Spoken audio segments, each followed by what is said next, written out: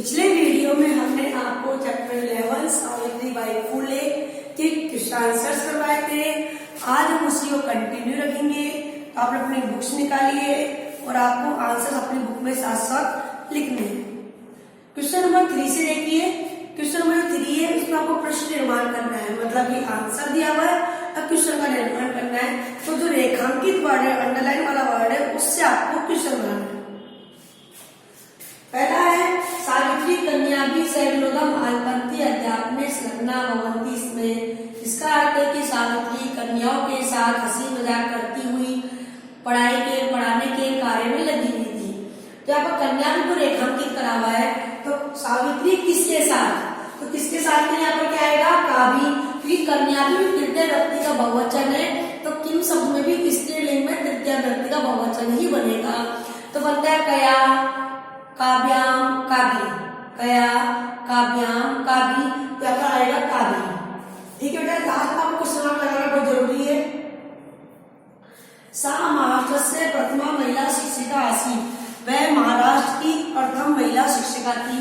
तो वह किसकी महिला शिक्षिका थी, तो जो महाराष्ट्र लिखा हुआ उसके स्थान पर आएगा कस्य। सा कस्य प्रथमा महिला शिक्षिका आसी, वह किसकी प्रथम महिला शिक्षिका थी, तो महाराष्ट्र की। तीसरा क्वेश्चन है, सा स्वपतिना सह कन्यानां प्रति प्रदेशस्य प्रथम विद्यालयम् आरभत, उसने अपने पति के साथ मिलकर कन्याओं के लिए पहला विद्यालय प्रारंभ किया। ये क्वेश्चन है, तो किसके लिए, कन्या पे क्वेश्चन दिया हुआ ना, तो इसका अर्थ किसके लिए, तो यहाँ पर कन्या की षष्ठी विभक्ति का बहुवचन दिया हुआ है, तो हमें किम शब्द की भी षष्ठी विभक्ति का बहुवचन लगाना है। यहाँ पर आएगा कासाम, क्या आएगा, कासाम। तो सा स्वपतिना सह कासाम प्रति प्रदेशस्य प्रथम विद्यालयम् आरभत। क्वेश्चन नंबर 4 है, तया मनुष्याणां समानतया स्वतंत्रताया के पक्ष से सर्वथा समर्थित है, वह मनुष्य की समानता स्वतंत्रता के पक्ष में हमेशा थी, तो हमेशा समर्थन किया। तो मनुष्य नाम में षष्ठी का बहुवचन है, तो यहाँ पर आएगा केसाम। अब आप बोलो मैडम यहाँ भी षष्ठी बहुवचन, यहाँ भी षष्ठी बहुवचन था, लेकिन यहाँ पर कासाम आया, यहाँ पर केसाम आया। क्यों आया, क्योंकि यहाँ पर जो कासाम वर्ड दिया है वो स्त्रीलिंग का है, और जो केसाम दिया है ये पुल्लिंग का है। बस अंतर यहीं पर है, क्योंकि यहाँ पर कन्या नाम दिखा होता है, कन्या नाम स्त्रीलिंग है, तो मैं स्त्रीलिंग की षष्ठी का बहुवचन बनाया। जबकि यहाँ मनुष्य नाम लिखा हुआ है, तो मनुष्य नाम पुल्लिंग है, तो पुल्लिंग की षष्ठी का बहुवचन बनाया। साहित्य रचना अपनी सावित्री में थे, साहित्य रचना में भी सावित्री बहुत बढ़ चढ़ कर थी। तो कौन थी, तो स्त्रीलिंग में कौन के लिए आता है का, और पुल्लिंग में कौन के लिए आता है कै, यहाँ पर आंसर आएगा का। तो सावित्री रचनाएं अपनी का महिला, सावित्री रचना में भी कौन बढ़ चढ़, साहित्य की रचना में भी कौन बढ़ चढ़ कर थी, तो कौन के यहाँ पर क्या आएगा, का। ठीक है, हमारा क्वेश्चन हो गया। अब हमारा क्वेश्चन नंबर 4 देखिए। क्वेश्चन नंबर 4 है, व्याकरण संबंधी क्वेश्चन है। पहला है, इदम चित्रम पाठशाला वर्ते, यह चित्र पाठशाला का है। एक सेंटेंस दे दिया, तो आपको इस सेंटेंस से बताना है कि इस सेंटेंस में कर्ता क्या है। तो कर्ता यहाँ पर क्या है, इदम चित्रम, कर्ता यहाँ पर क्या है, इदम चित्रम। तो आप इदम चित्रम भी लिख सकते हो और चित्रम भी लिख सकते हो। दूसरा है, तस्या स्वकीयम अध्ययन अपनी शैली प्रचलती, तस्या उसका अपना अध्ययन भी साथ चलता था, उसका अपना अध्ययन भी साथ चलता था। तो इस वाक्य में विशेष से प्रत्यय है। विशेष से किसे कहते हैं, संज्ञा और सर्वनाम की विशेषता बताने वाले शब्दों को विशेष, ठीक है, संज्ञा और सर्वनाम की विशेषता बताने वाले शब्दों को विशेषण कहते हैं, और जो उसकी विशेषता बताता है उसे कहते हैं विशेष से, मतलब कि विशेषता बताने वाला, जो विशेषता बताने वाला शब्द कहते हैं विशेष से कहलाता है। तो विशेष से पूछा है, जैसे बोलते हैं मधुर भोजनम, हमने बैठ लिया मधुर भोजनम, तो मधुर तो यहाँ पर क्या हो गया, विशेषण, और विशेषण मधुर किसकी विशेषता है, भोजन की, तो जिसकी विशेषता बताई जा रही है वो विशेष से कहलाता है। ठीक है, संज्ञा और सर्वनाम की विशेषता बताने वाले शब्दों को तो विशेषण कहते हैं, और जिसकी विशेषता बताई जा रही है, जिसकी विशेषता बताई जा रही है वो विशेष से कहलाता है। यहाँ पर विशेष से यहाँ पर क्या है, अध्ययनम, क्या है, अध्ययनम। अब अपनी यूयम अपनी महिला जानते हैं, क्या तुम सब महिला को जानते हो।